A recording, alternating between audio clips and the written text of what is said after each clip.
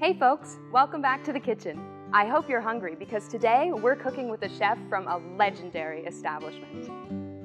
If you're from the Kitchener-Waterloo area, you've probably eaten at Ernie's Roadhouse, and Chef Rick is going to share the secrets behind their award-winning burger. My name is Polly. Growing up, my family didn't spend much time cooking together, and I never inherited a cookbook of time-honored recipes. So I'm on a mission to meet everyday people from the community and learn the amazing stories behind their cherished recipes in order to build a cookbook that one day I can pass on. Welcome to Generation Kitchen.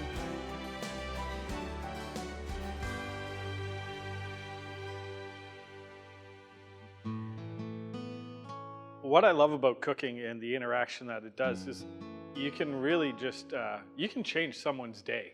You can have someone come in just be really having a really bummed out, miserable day, and then they bite into that burger and their whole day changes. They're completely happy. And that's what I'm known for, is cooking comfort food and that kind of stuff and elevating it up to another level. It's how we all started.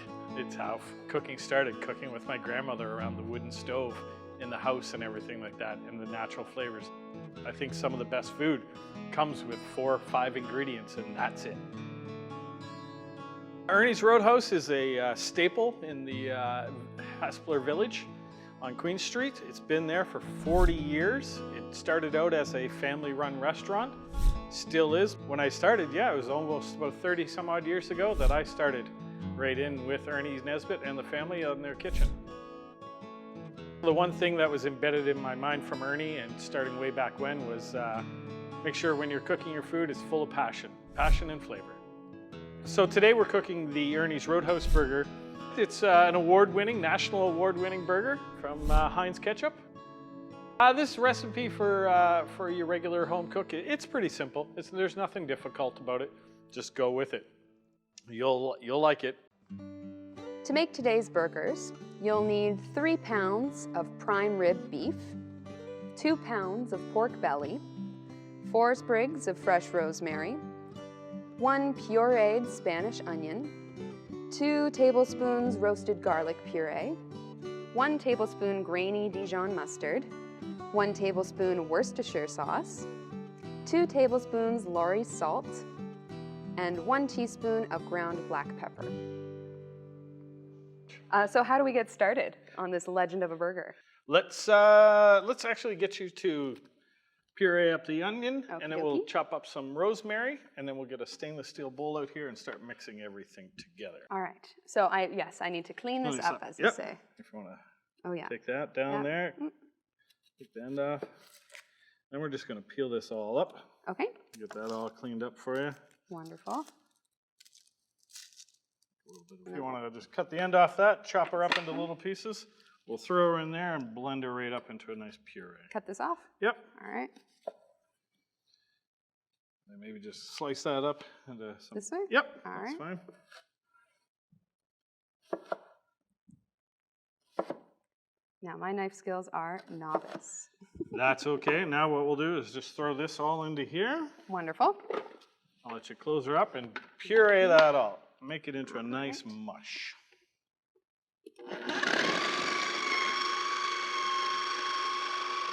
All right, let's get this onion mixture out of here. All right.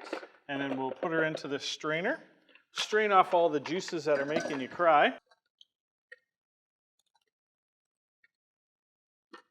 Okay, so what I'll get you to do with that spatula there, just work it back and forth. We're going to get all those onion juices out. What I'll do then is to grab a bigger bowl.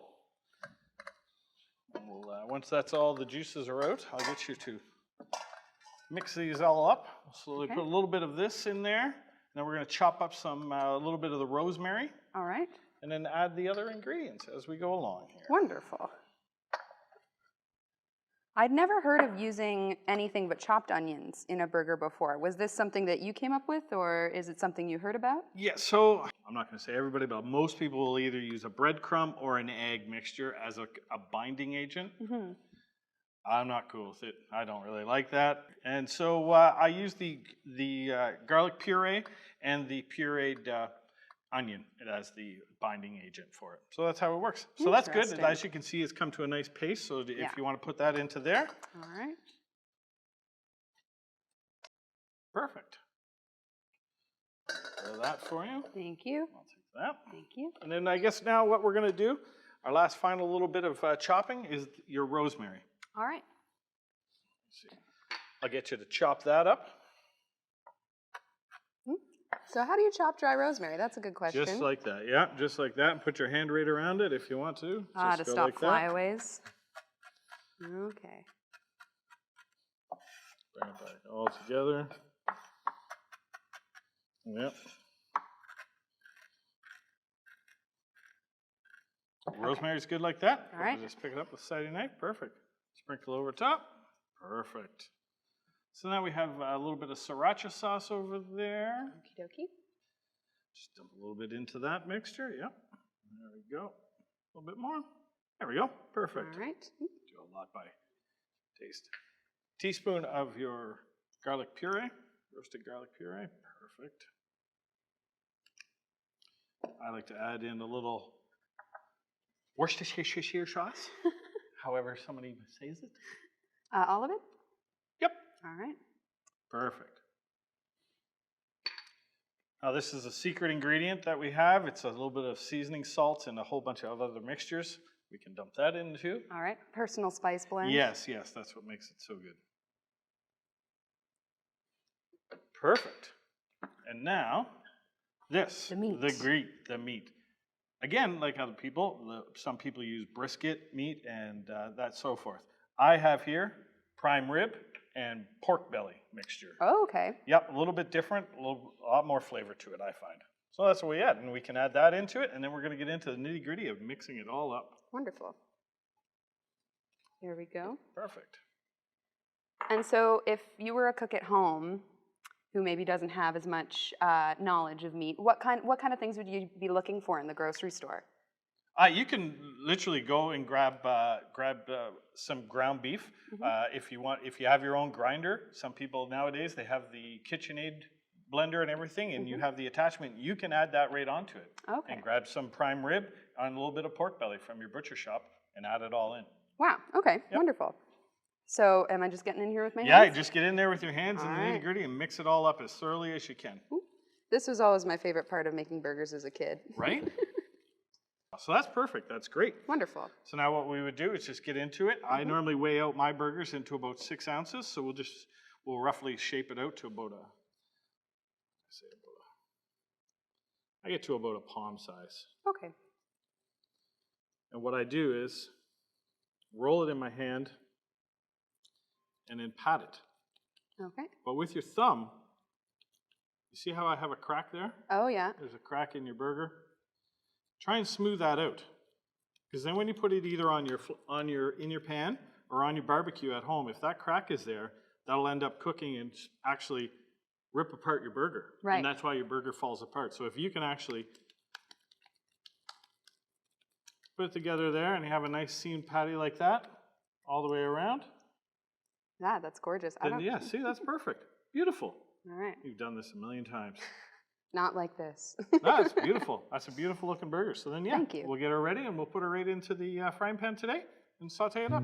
Gorgeous. Right up. All right. Perfect. All right. So, how do we know when the pan is hot enough? Really, it should be. Oh. You can almost put your hand right over top and feel that heat coming off. Okay. Yeah. Now? Mm-hmm. A little bit longer. So you can almost, once you can not hold it there for a couple seconds and it's, okay, that's warm enough for me. Okay. And then away you go. Which one are we using the burgers for? We're going to put burgers in here, and we'll put the couple slices of bacon on it, because everyone loves cheddar and bacon on the burgers. Oh, yeah. So if you want to grab a couple patties there, throw them in here. All right. And Yep, you can hear that sizzle going there. Slide that over there a little bit. Oh, you're brave. Kitchen hands, right? So used to being around the heat and everything like that. So Yeah. there we go. All right. We got that going up there. And then, so if you want a couple slices of bacon on your burger, because everyone loves bacon on their burger. Oh, gosh, yeah. Big fan of bacon. Yep. Now we'll put 4 pieces on there. So I always enjoy a good All right. slice. Now, when I make burgers in a pan like this, what often happens to me is that I'll get them nice and crispy on the bottom, and then the bottom sticks, and I flip it, and all the nice crispy stuff is gone. Okay, so that's probably maybe a little too much actual meat and not enough fat in your burger. That creates the juice in your burger.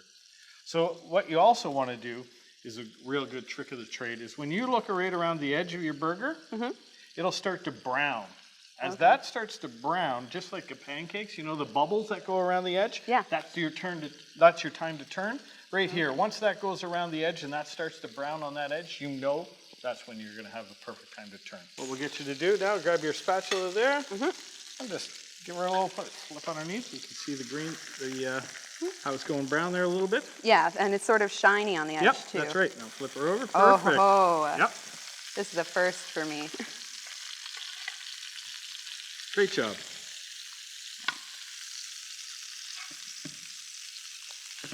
There you go.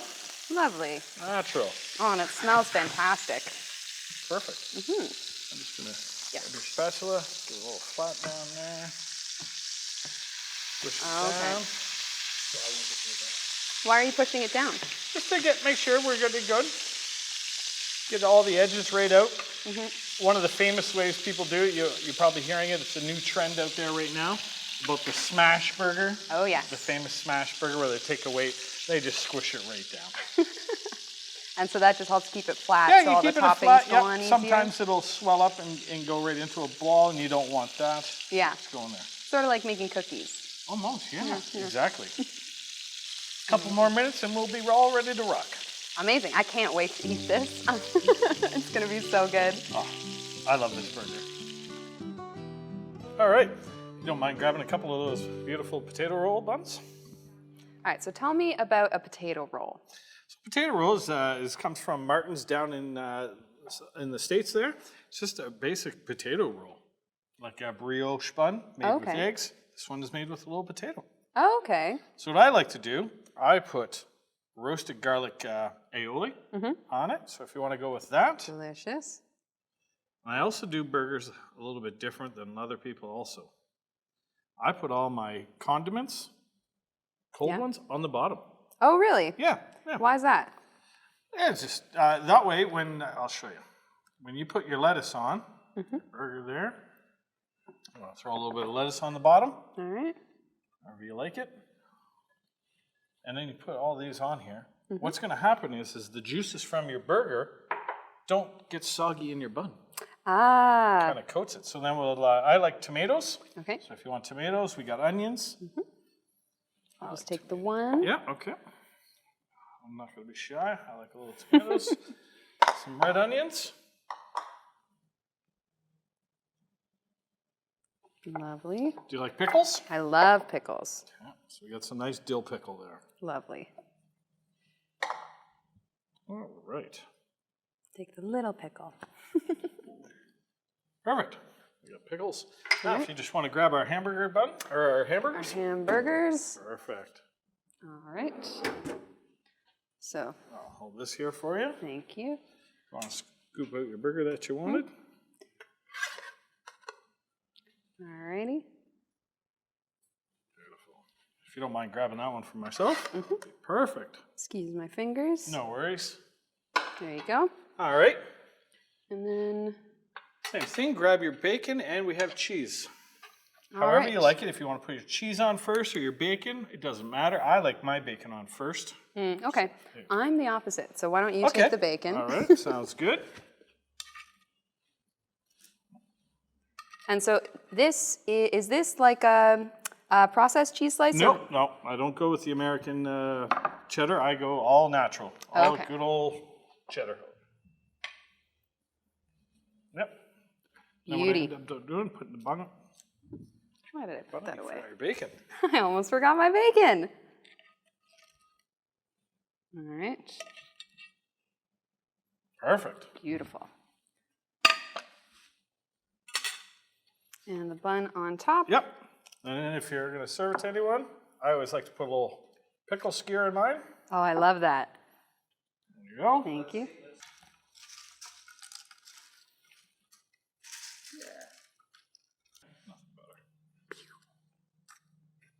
Perfect. Lovely. All right, so let's dig in. Okay, all right. So looks good. Oh, yes.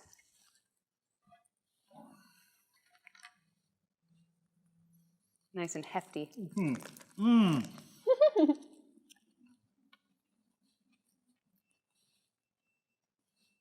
As you can see, so juicy. It just pours right out when you eat it. Oh, delicious. It's so good. Yep.